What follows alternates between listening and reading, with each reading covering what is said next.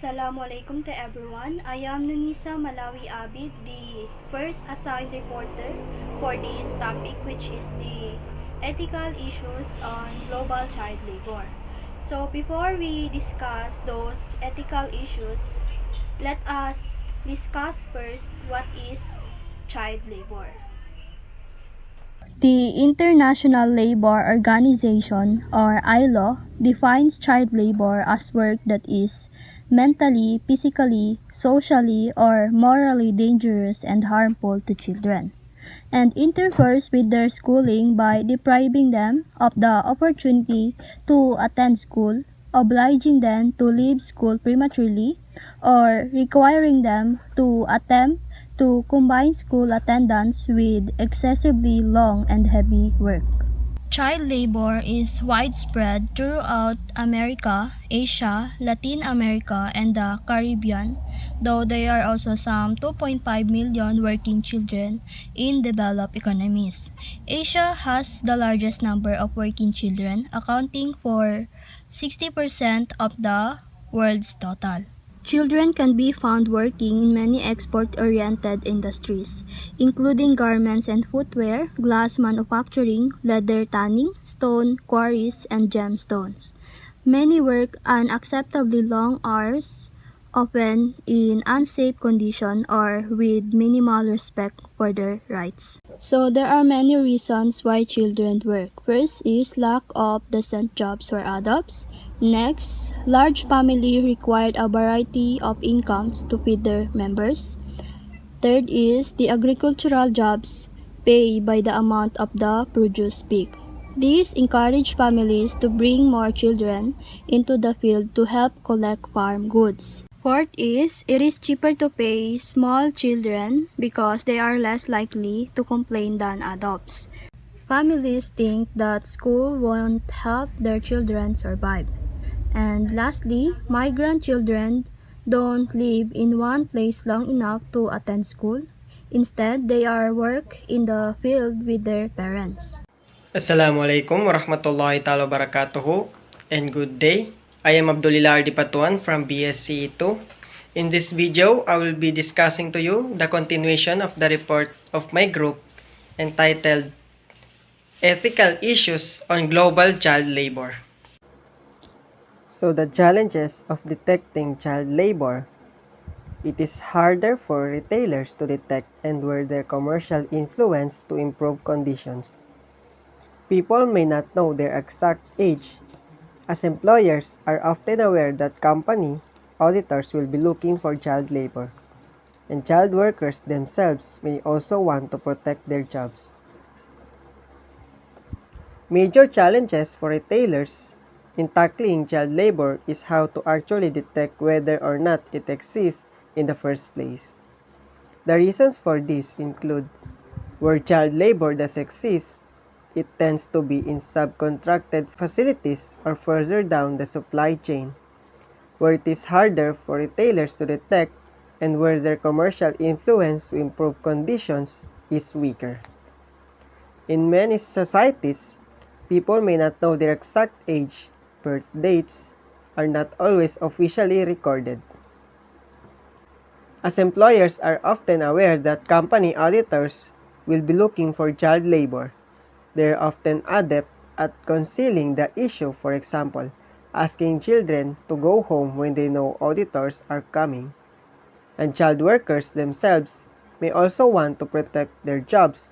Practices such as using fake identity cards are not uncommon. And some of the strategies employed by our members to detect child labor when carrying out workplace inspections include looking out for empty workplaces during site visits, checking production records against official numbers of workers, as well as combining on and off-site inspections. Responding to child labor. The company will take action to protect the interests of the children and secure their transition from work into education. The reason why children are not attending school is that the local educational provision may be poor or unaffordable. The supplier concerned that it will end the recruitment of children and work with the ETI-based code. If the supplier fails to do so, the company should consider terminating business with the supplier.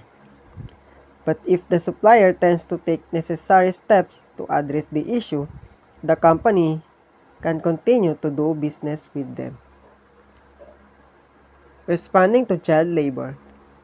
If a company discovers that children are involved in making its products, we expect them to take swift action to protect the interests of the children and secure their urgent transition from work into good quality education.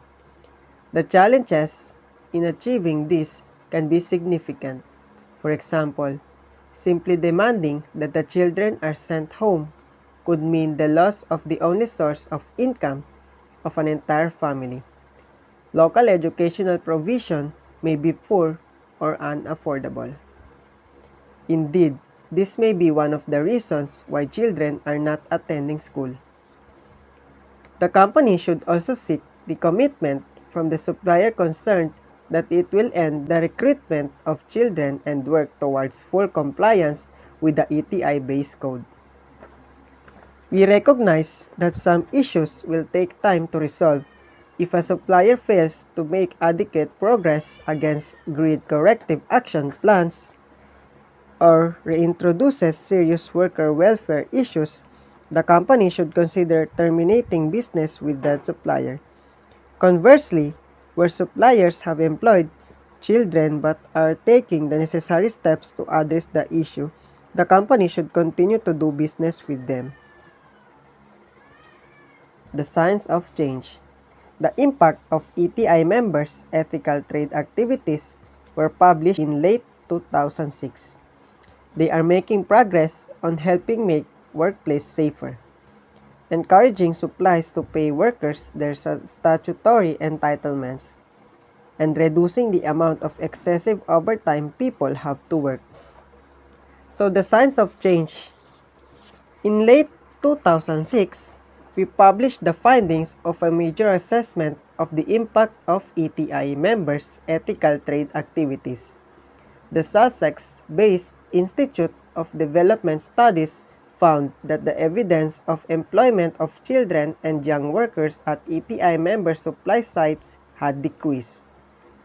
ETI members are also making progress on helping make workplace safer, encouraging supplies to pay workers their statutory entitlements, and reducing the amount of excessive overtime people have to work.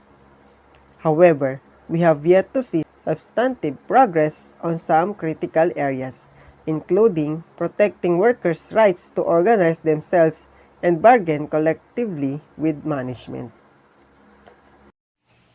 So that's my report. Shukran and wassalam. Good day, everyone. My name is Michael Pigaton, and we're talking about ethical issues on global child labor. Many economists believe that child labor is a sign of poverty, and that reducing poverty is the most important factor in reducing it. Child labor is unquestionably an indicator of poverty. Well-off parents rarely send their children to work to compromise their education. Child labor, on the other hand, is a source of future poverty. Thus, taking steps to get children out of the workforce and into school can help to alleviate poverty and promote development.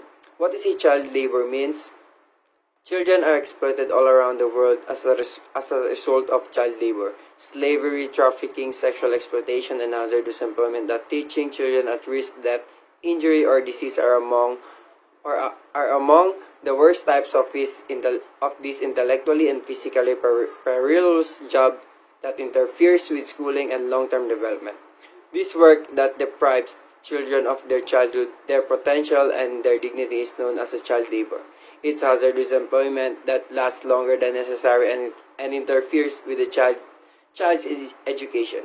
Child laborers are at a risk of maltreatment, and their families are frequently imprisoned in poverty. Children are compelled to work under threat of assault or death in some circumstances. Children can become unwell and injured, and injuries may lead to the destruction of body parts. Is it acceptable? Well, never.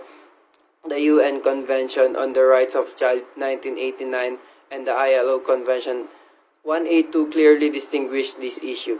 The ILO and ETI-based code stated that definition of child is any person younger than 18 years of age, and that 15 is the minimum age at which a child may be employed. Article 4 of the ETI-based code states that child labor shall not be used, thus there shall be no recruitment of child labor.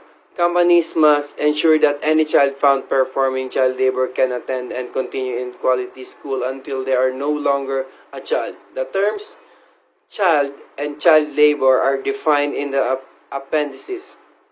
Any person under the age of 18 are not permitted to work at night or in dangerous situation. The provisions of the applicable ILO standards must be followed. These policies and procedures. That's all for me. Thank you. Be safe. My name is Michael Kadatuan. Signing off. I'm out. So our next topic will be the child labor by numbers, or the total number of child labor worldwide. So there are 211 million children worldwide are child laborer.